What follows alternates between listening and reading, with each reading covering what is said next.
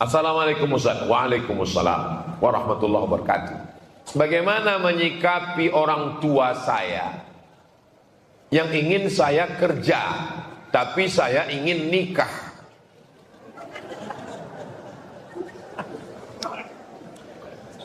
Bapak, ibu yang tidak mengizinkan anakmu nikah, anakmu buat dosa, maka sado dosanya kalian yang menanggung. Basuo lambo jo ama-ama di Masjid Ar-Rahman. Ustaz Somad, ya, anak saya Pak Ustadz minta nikah, nikahkan ke Cembo. Tapi saya mau anak saya ini punya kepribadian dulu, rumah pribadi, mobil pribadi. Anak ibu pacaran, iya Pak Ustadz. Setiap malam Ahad, malam Minggunya jalan-jalan pakai motor Pekanbaru. Betul Pak Ustadz, dosanya ibu yang menanggung. Oh enggak Pak Ustadz, cuma makan mie ayam. Ambo anak ambo tanya, jangankan anak ambo, anak Ustadz Al-Nob Patang. Ambo tanya Ustadz Al-Nob Patang waktu kami naik oto bersama. Ambo tanya, Abdo, nio nikah Abdo, biar kami pinangkan. Abdo itu baru kelas 1 SD.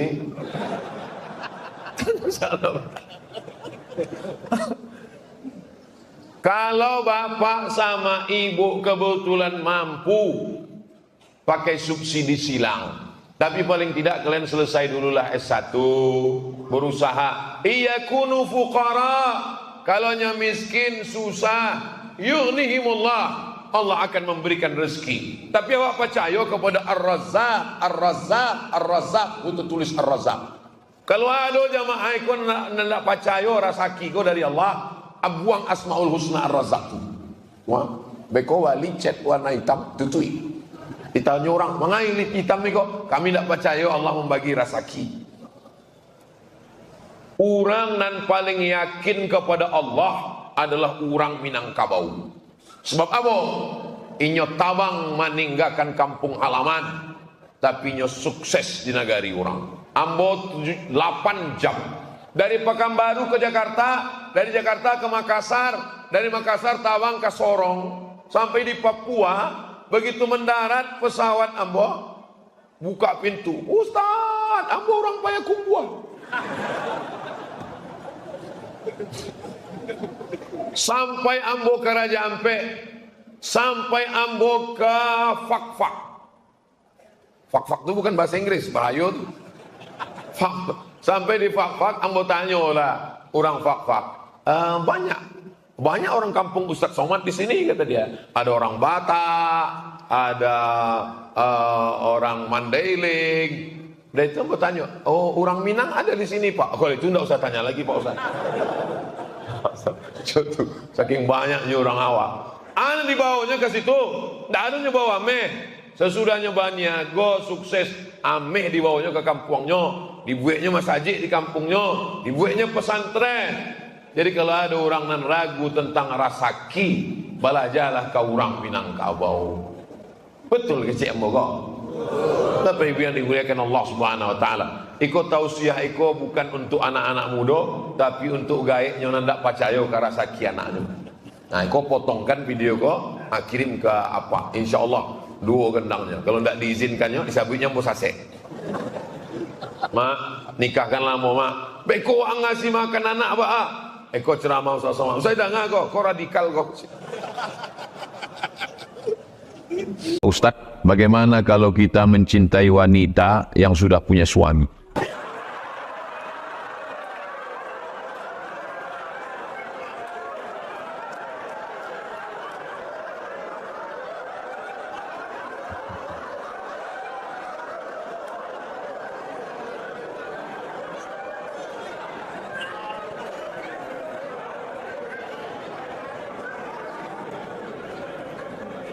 Hukum berlaku pada perbuatan yang sifatnya pilihan. Saya ulang sekali lagi.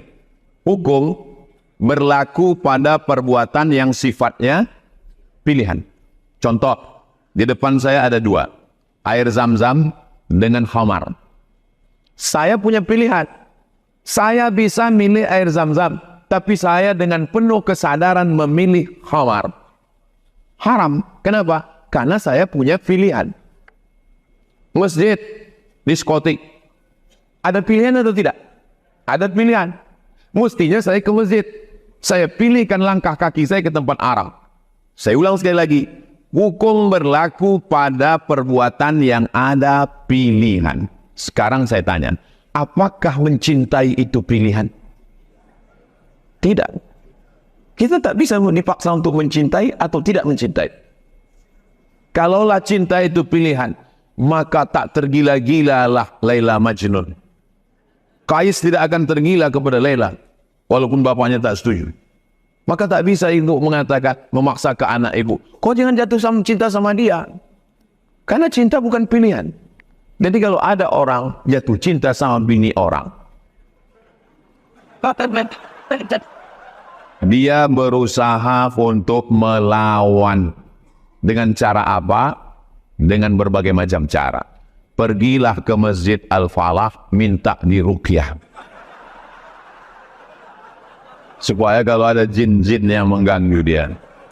Kalau dia belum menikah, segeralah menikah. Supaya hilang fokus dia ke bini orang tadi.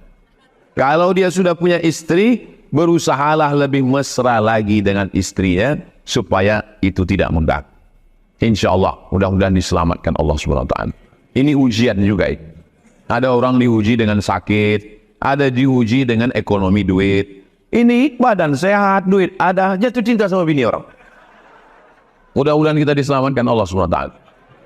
Bukan berarti saya diselamatkan Allah. Ya Ustaz enak lah ngomong gitu. Ustaz kan Ustaz tadi goda setan. Saya digoda setan juga. Oh, jadi kalau Ustaz itu digoda setan juga. Goda setan juga. Setan yang menggodanya, Ustaz juga. Setan yang dikirim untuk menggoda saya nih, Ustaz juga. Lulusan dari Mesir juga. Langsung belajar ke Firaun. Itu maka di mana-mana selalu saya minta kita saling mendoakan supaya hati kita istiqomah. Jangan tengok FB-nya, jangan tengok IG-nya, jangan masuk grupnya, jangan. Ibu, balik dari sini, periksa handphone orang ni. Siap move. Dalam hadis disebut, as-sukutu alamatur ridha. Diam tanda setuju. Ada istilah di masyarakat, mulut orang tua ni asin. Apa yang disumpahnya terkabul. Apakah berlaku sumpah orang tua posisinya dalam keadaan salah, berdebat dengan anaknya. Anaknya ingin membenarkan tapi malah disumpahnya. Kusumpah kau jadi monyet, katanya. Apakah terkabul doa orang tua itu? Kalau niat anaknya itu baik, amar ma'ruf nahi mungkar, caranya baik, maka tak dikabulkan Allah. Karena Allah hanya mengabulkan yang baik-baik saja. Kalaupun dikabulkan Allah, ada hikmah di baliknya. Nah, itu dia. Kalaupun dikabulkan Allah, di baliknya ada hikmah. Mana contohnya Pak Ustadz? Cakap orang tua tak baik, dikabulkan Allah. Ada laki-laki namanya Juraij. Siapa namanya? Juraij ini kerjanya beribadah aja. Makanan diantar, pakaian diantar, tak pernah dia keluar. Datang emaknya memanggil, ya Juraij, dia diam tak menyaut. Ya Juraij, dia diam tak menyaut. Panggil ketiga kali, ya Juraij, dia diam tak menyaut. Apa kata emaknya? Allahumma la tumithu hatta turihi wujuhal mumisat. Jangan matikan Juraij sebelum biji matanya menengok wanita tuna susila.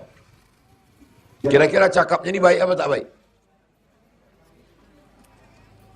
Jangan matikan Juraij sebelum biji matanya menengok wanita tuna susila. Menengok wanita tuna susila mana baik? Dikabulkan Allah apa tidak? Kabulkan. Datanglah perempuan hamil. Siapa yang menghamili kamu? Kata dia, yang menghamili aku Juraij. Tapi sebetulnya ada hikmah di balik itu. Allah mau kasih tahu bahwa orang berbakti pada orang tua, ahli ibadah, doanya tetap makbul. Begitu anak itu lahir, ditusuk jurjait perut. Siapa bapakmu? Anak itu menjawab, ra'il ghanam. Ra'il ghanam. Bapak saya pengembala kambing. Selamat dia. Tapi tetap juga terkabul doa.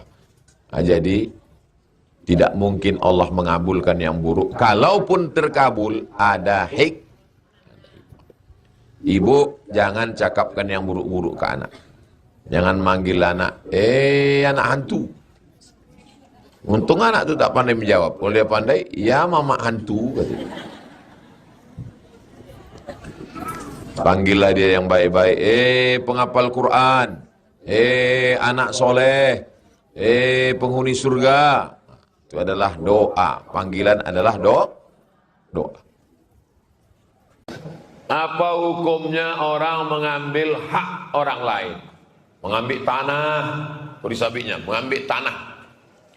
Siana menggeser, mengalih pancang tanah, ko pancang batas tanah, lah ditetapkan oleh BPN, tetangga, RT, RW, Kades, Kadus, RT, sadonyo lah Pak Camat, malam-malam digesernya.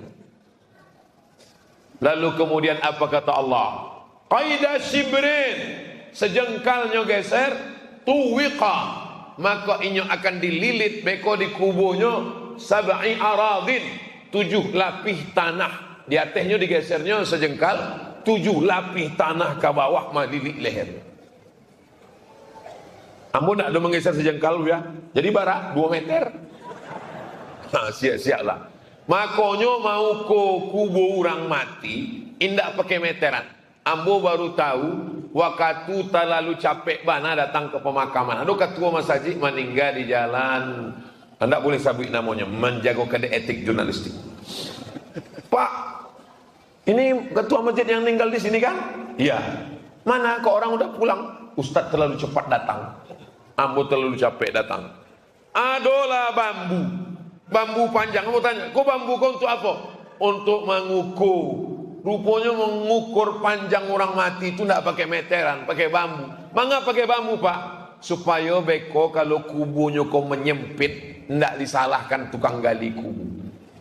Sebab kalau pakai meteran, dikhawatirkan orang itu salah hukum. Tapi kalau iko, kenapa kuburnya sempit? Kok Pak, buluh kau nak mungkin memendek. Jadi Pak, rupanya selalu kejadian, iko tanah kok lah digali sebelum jenazah itu datang, tidak sabarnya ingin memencet pajaro. Masuk. Jangan sampai digali orang 180 sampai jenazah awak tinggal 80 selesai. Gara-gara apa? Menggeser sempadan tanah. Sedangkan orang tersebut telah meninggal dunia dan ahli warisnya tak ada penyelesaian. Kumpul bersama, selesaikan iko, sebab iko akan membarekkan inyo di hadapan Allah Subhanahu wa taala. Orang yang mati syahid, cek amaknya, oh engkau mati syahid nah, cek Nabi, alun tentu sebab mungkin ido aniayo memakan harato orang. Maka orang mati syahid sekalipun, kalau zalim makan harato orang, mesti dipulangkan, dikembalikan. Faman ya'mal mithqala dzarratin syarran yara, sebesar biji sawi akan dipandang, ditunjukkan di muka mata awak di hadapan Allah Subhanahu wa taala.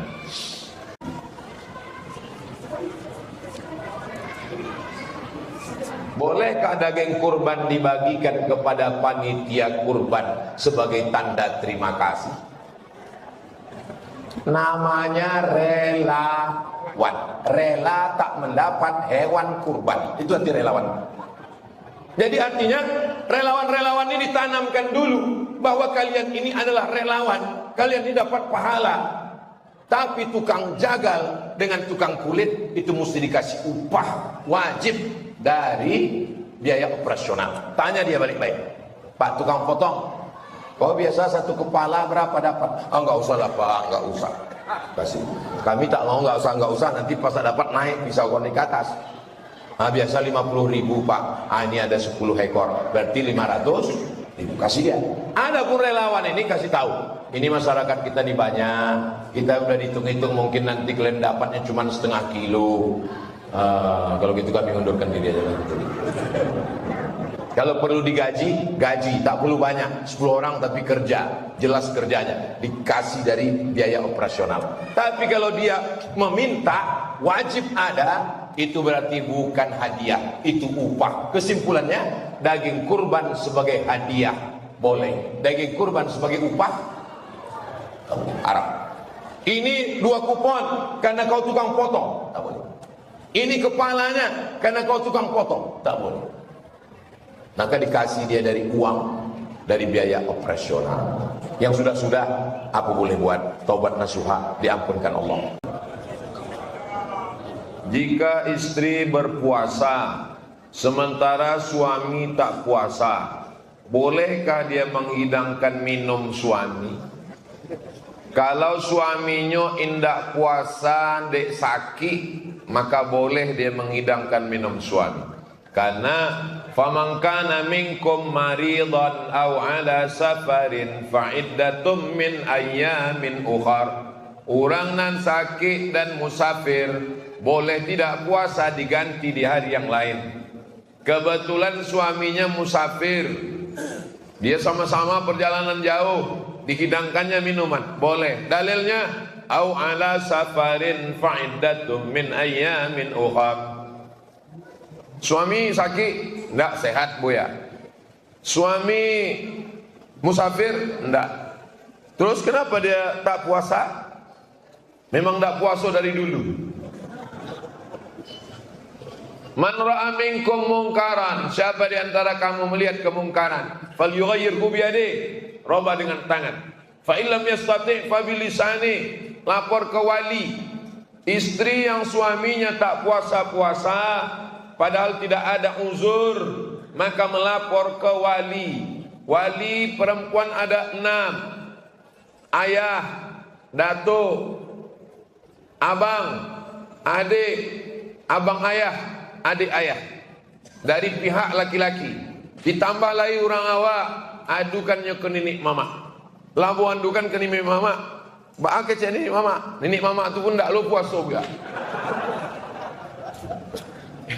Minangkabau tidak mungkin tidak puasa, sebab Minangkabau adalah Islam. Minangkabau tanpa Islam hilang minangnya, tinggal kabaunya. Adat bersandi syarak, syarak bersandi kitabullah. Oleh sebab itu maka jangan mentang-mentang suami, tapi katanya wajib taat kepada suami. Ambilkan air putih saya mau minum. Taat kepada suami yang taat kepada Allah. Adapun suami hantu Fir'aun Dajjal kok, la ta'ata li makhluqin fi maksiatil khaliq. Tidak ada ketaatan kepada makhluk kalau menyebabkan maksiat kepada Khaliq, kepada Allah Subhanahu wa taala. Ibu-ibu jalan. Bunyi tak jalan. Banyak laki-laki sekarang mengeksploitasi perempuan. Banyak pula perempuan mau dibodoh-bodohi laki-laki. Perempuan mesti tahu mana batasan-batasan. Alhamdulillah, awak masih ada pengajian di masjid dan ada tanya jawab. Nan tak tahu dia lagi tahu. Nan susah kok ndak mau tahu. Nah itu nan bahaya. Saya punya adik wanita mengalami pelecehan dilakukan oleh abang ipar.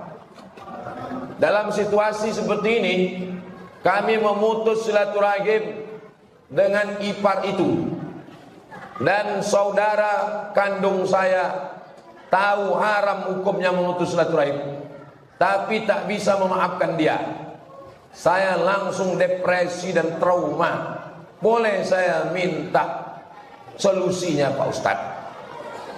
Orang yang melakukan pelecehan seksual ini kan ipar. Kau putus silaturahim dengan dia, adikmu ikut sekali, berarti kau rugi 2 kali. Udah adik kau dilecehkannya, sekarang kakak ipar kau pula silaturahim. Jadi cocoknya macam mana?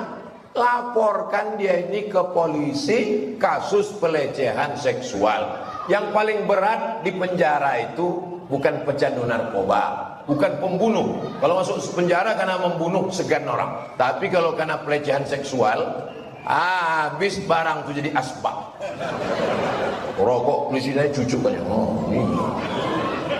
Jadi jangan kau putus silaturahim.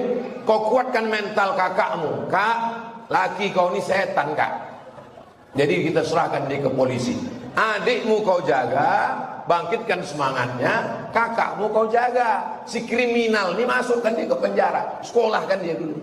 Nanti setelah keluar kalau dia tobat, mau kakak kau menerima, lanjut. Kalau kakak kau tak mau, aku tak mau dengan penjahat. Sedang adikku kandung pula diginikannya. Aku tak mau. Berarti jaga anak-anaknya.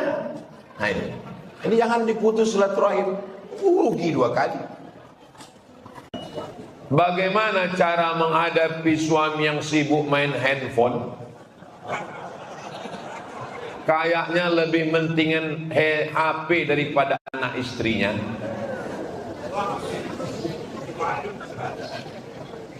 Jangan dibuang handphonenya.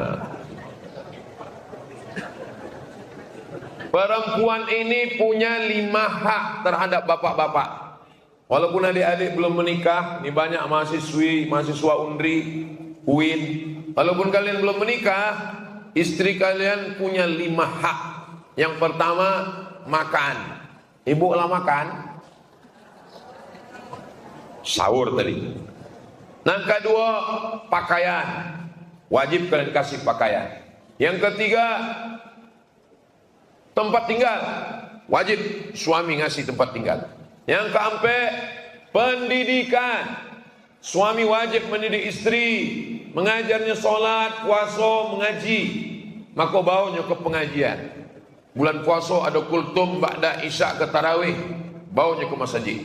Yang kelima, perhatian. Agihnya perhatian. Jadi handphone ini mesti ada jamnya. Kalau tidak pakai jam, maka habislah waktu kita dihabiskan oleh handphone. Ada waktunya. Jangan sampai habis, anak tak dapat perhatian, istri tak dapat perhatian. Istri kalau tidak diperhatikan suami, dia akan mencari perhatian suami orang lain.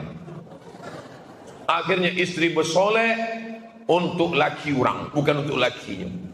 Gara-garanya tidak diperhatikan. Jadi saya pesankan kepada seluruh suami-suami, maka perhatikanlah istri. Dan diperhatikan itu istri awak, bukan bini orang. Kalau tidak, berarti kita sudah menyia-nyiakan amanah, tidak memberikan hak. Orang yang tidak memberikan hak, berarti zalim, aniaya. Kata Allah, ittaquz zulma, jangan kamu zalim. Fa inna zulma zulumatun yaumal qiyamah. Karena kezaliman akan menjadi kegelapan pada hari kiamat. Ambo masih pakai handphone. Tapi kalau ambo di rumah, ambo tetap gendong anak ambo bawa jalan-jalan. Ba usah somat jalan-jalan. Ambo pakai masker, pakai kacamata, pakai topi, orang tak kenal. Pai ke mall, pai kolam renang, tapi ambo tak mandi, mencalik-calik so. Pai jalan-jalan. Ke pasar kau pun ambo cok belanja ke pasar, ambo gendong anakmu, tapi orang tak tahu. Jadi kalau ada bapak ibu di antara jamaah kau, rasul bantu Ustaz Somad patang ambo lah tu. Jadi Ustaz tu bukan cuma ceramah di masjid, enggak. Istri tetap bagi perhatian, bawanya belanja ke pasar, menggendong anak, itu. Tapi jangan acok-acok mana. Jangan lu awak lupa lama menggendong. Itu. Ini berbagi. Jangan sampai dia tidak dapat perhatian, sebab kita bisa menjadi orang yang zalim kepada keluarga. Kenapa Allah memberi kita rezeki, Pak Ustaz? Iyo juga, jarang orang bertanya bentuk itu. Di antara Asmaul Husna kok, Ar-Rahman, Ar-Rahim, Al-Malik, Al-Qudus, As-Salamul Muminul Muhaiminul Azizul Jabbarul Mutakabbirul Khaliqul Bari'ul Musawwirul Ghaffarul Wahhabur Razzaq. Atuh, dekat pintu nang kedua. Ar-Razzaq, pemberi rezeki dekat tiang. Allah memberi rezeki. Makanya memberi rezeki, Allah memberi rezeki sebab Rahman, sebabnya sayang. Kalau ndak ada sayangnya, ndak ada dapat rezeki. Apa beda Rahman dengan Rahim?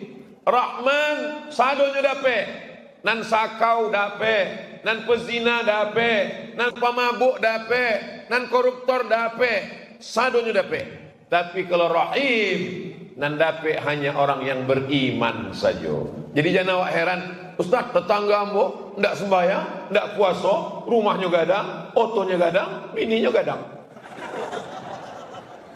Sebab Allah itu Rahman, makanya lebih dulu Rahman dari Rahim. Bismillahirrahman. Itu sebab Allah sayang ke awak. Makanya wagiah, mungkin besoknya bertobat, mungkin esoknya kembali ke jalan Allah. Itu bentuk sayang Allah. Kalau wasabi ya Rabb, Rabb itu maknanya 3. Engkau mencipta ambo, engkau membayi ambo rasaki, ambo nan engkau nan mengatui duit ambo. Jadi ketika awak sabut ya Rabb, makanya doa awak kepada Allah selalu Rabbana ighfir lana dzunubana, Rabbana la tuzigh qulubana, Rabbana atina fid dunya. Ya Rabb, engkau mencipta ambo, engkau membayi ambo rasaki, engkau nan mengatui duit ambo. Jadi Allah itu tidak sama bentuk pabrik celengan. Pabrik celengan, setelah diciptanya celengan, inyo tidak mau tahu lagi.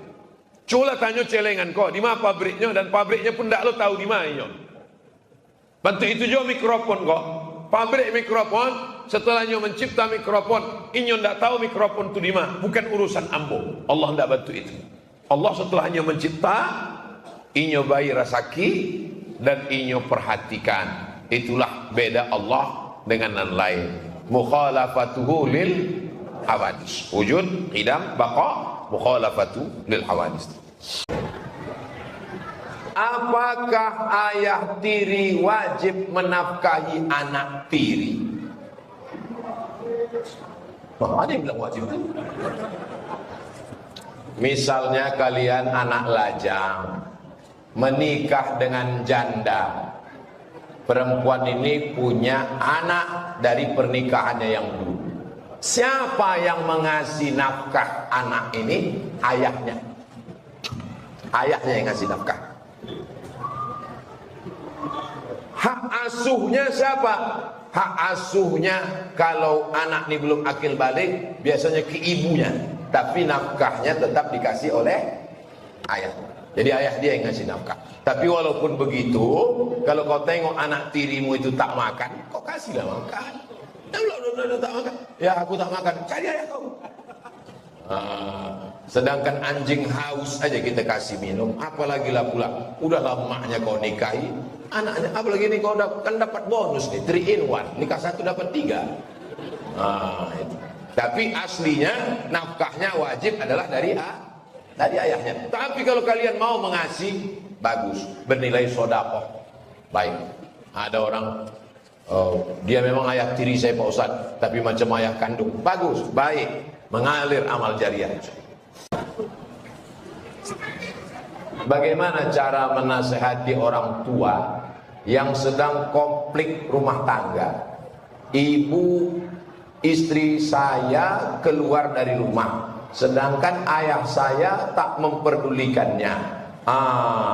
Ibu istri itu maksudnya mak mertua sama ayah mertua, dudukkan mereka, baru tanya mereka, mau dibawa kemana hubungan ini guys?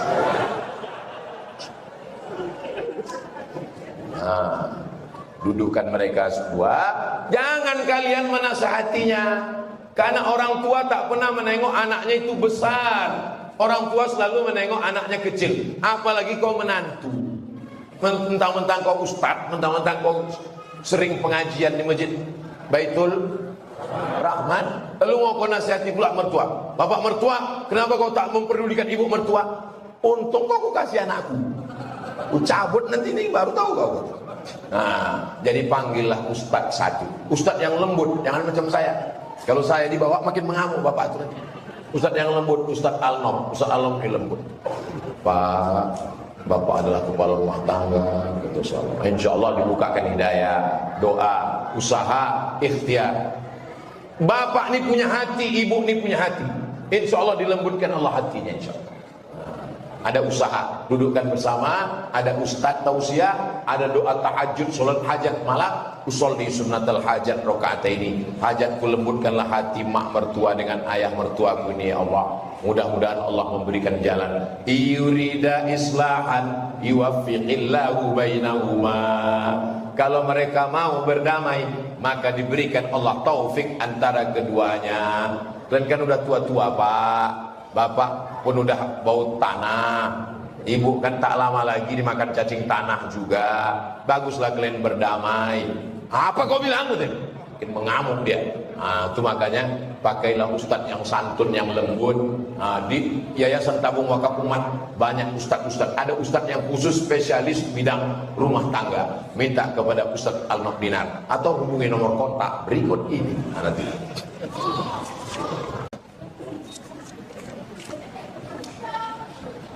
Mana yang harus didulukan?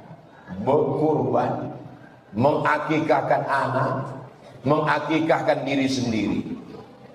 Inilah masalahnya kalau beban banyak, duit tak ada. Kalau duit ada selesai ini. Ini 2.600.000 untuk kurban, ini 2.600.000 untuk akikah anak aku, ini 2.600.000 untuk akikah aku, kan selesai. Tak perlu ditanya. Ini mana yang lebih dulu? Dulukan kurban. Karena kurban itu tanggung jawab kita untuk diri kita sendiri. Ini 2.600.000 itu aku kurban. Habis kurban ini ternyata ada duit dikasih Allah, maka akikahkan anak. Karena anak itu tanggung jawab kita terhadap anak kita. Setelah itu ada lagi duit, baru akikah untuk diri kita sendiri. Karena sebetulnya akikah kita itu tanggung jawab ayah kita. Tapi karena ayah kita dulu tak berduit, dia pula udah meninggal, akikah boleh mengakikahkan diri kita sendiri. Jelas? Insya Allah ceramah saya selama ini jelas. Yang mengatakan tak jelas itu paketnya tak ada. Anak saya laki-laki belum akikah. Kalau saya pengen kurban, bagaimana hukumnya Pak Ustadz? Kalau duit ibu ada 3.200.000, maka sampaikan ke pengurus masjid, ini 2.600.000 untuk kurban saya, ini 2.600.000 untuk akikah anak saya. Dua-duanya dapat. Tapi duit saya cuma 2.600.000 Pak Ustadz. Mana yang didulukan? Karena waktunya sekarang dekat kurban, maka dulukan kurban. Habis ini nabung. Tabung, baru buatkan akikah untuk anak tadi. Insya Allah habis Idul Adha nanti diberi Allah dia rezeki 2.700.000. Belikan kambing satu. Tapi anakku ini Pak Ustadz yang mau ku akikahkan ini udah kelas 3 SMP. Boleh mengakikah yang paling abdol 7 hari. Anak saya 7 hari. Tak sanggup 7 hari, 14 hari. Tak sanggup hari ke-14, hari ke-21. Tak sanggup 21, tak usah lagi tengok kalender. Sebulan, setahun, 2 tahun, 3 tahun. Pak Ustadz, saya udah umur 40 Pak Ustadz. Dulu di kampung tak ada kambing. Makan ayam aja kami kadang setahun sekali. Kami di kampung makan ayam 2 kali lah Pak Ustaz. Kalau tak ayam tuh sakit, kami sakit. Maka sekarang rezekinya sudah ada. Orang yang umur 40, 50, yang 50, 60, yang 60 pun ini boleh berkurban. Begitu kata mazhab Syafi'i, Imam Nawawi dalam kitab Majmu' Syarah Muhadzab. Boleh berakikah. Yang umur 40, 50, 60 boleh berakikah. Tidak menunggu hari. Besok pagi kalau ada duit boleh akikah. Bisa Ustaz datang? Tak bisa. Besok saya ke Kampar langsung korokan dulu. Jadi kuwakilkan aja ke Ustaz Allah. Besok akikah. Tapi hanya akikah saja. Jangan pula begundul. Tak perlu cukur. Tak pula ganti nama. KTP udah keluar 3 kali. Jangan pula minta ayun pakai marhaban. Marhaba ayyanur. Datang awak buka tutup, disangka cucu nenek itu dulu. Nah, jadi tetangga-tetangga yang diundang besok Kalian makan aja tak usah tanya-tanya. Daging apa nih? Makan aja lah usah tanya-tanya. Kalau diundang banyak pula. Makan aja lah daging. Ini tentang masalah kurban sama akikah. Ada ustadz yang mengatakan siapa yang belum akikah tak boleh berkurban. Nah, ini selalu jadi alasan tiap tahun. Kau kenapa tak berkurban? Aku belum akikah. Tak ada hubungan akikah sama kurban. Akikah saya itu tanggung jawab ayah saya terhadap saya. Sedangkan kurban tanggung jawab diri kita terhadap kita sendiri. Dan akikah itu hukumnya sunnah muakkad, tak wajib. Jadi kalau ada bapak ibu yang belum akikah, tak dibuat akikah sampai mati, tidak jadi masalah. Tapi kalau mau dia buat akikah, bah.